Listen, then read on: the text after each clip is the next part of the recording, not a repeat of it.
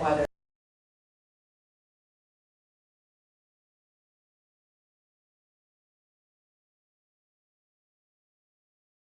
.gov, as you can Google, and it will tell you, if you put in there lupus, it'll list all the trials.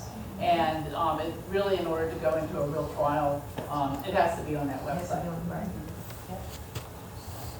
So if you didn't hear that, clinicaltrials.gov. What I wanted to add on, like, the reason I decided to as well, it's like, it's not our fault that we have this disease. If I can make a difference by just, you know, filling out some paperwork, giving my blood, if that's gonna make a difference for years down the line, then I'm gonna do that. And I just really, really would encourage you folks, for these treatments that are not working for you, Benlysta, Safenella, whatever it is, get involved in a clinical trial so we can find something that works for you, because everybody is so unique. This disease is so unique. You want to find something that's going to work for you long term and work for others long term. Yeah, thank you for saying that. Because you never know what is done now, what impact it will have on the future.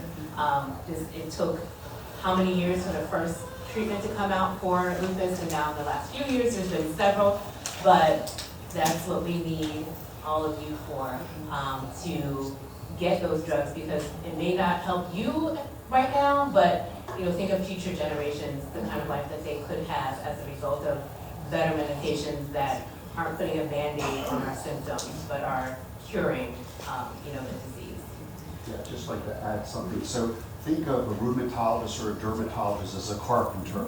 You wouldn't want to hire a carpenter whose only tool they have was a hammer. So if you look at these medications like our tools, the more tools we have, the more likely we are to find something that works for our patients. We found that in rheumatoid arthritis. Now, lupus is starting to catch up a little bit finally.